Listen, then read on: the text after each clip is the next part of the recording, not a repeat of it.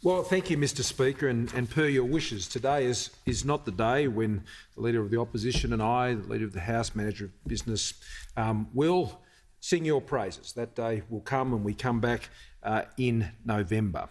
But simply to say this, that I believe, Mr Speaker, that we have had the privilege to serve in this House at a time when this House has had its finest Speaker in you.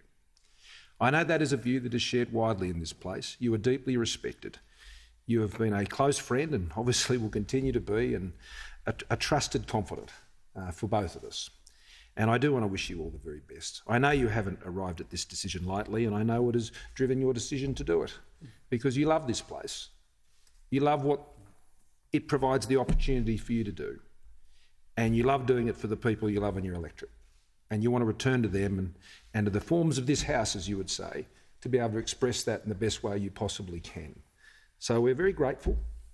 I'm very grateful for your friendship, your constant guidance and counsel, whether from there or elsewhere. And I wish you and all of your family all the very, very best, my friend. The Leader of the Opposition. Well, thanks very much, Mr Speaker. And I rise to wish you well and to say that I respect your decision and understand how much you care about your electorate. And indeed, we first met as members of the Health and Ageing Committee of the House of Representatives a couple of decades ago now. That's right. And since then, but particularly since your rise to the speakership, we have now a friendship based upon, I would hope, mutual respect. Certainly in my case, that is there. I think that the Speaker is an incredibly important role in this Parliament. And Mr Speaker, something that, a word that I would use to describe you, which I regard as an honourable word, is parliamentarian. Not everyone who comes into this place is a parliamentarian. You are. You respect the traditions and the history of the Westminster system. You have been an outstanding Speaker.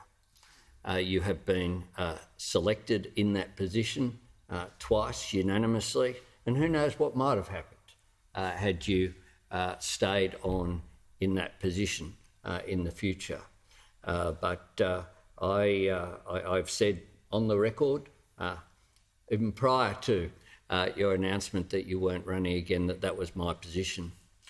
I also think that one of the things that you've understood is that a good Speaker assists the government because order is there, but most importantly, it supports the respect for our political processes, our cherished democracy, which we should not take for granted.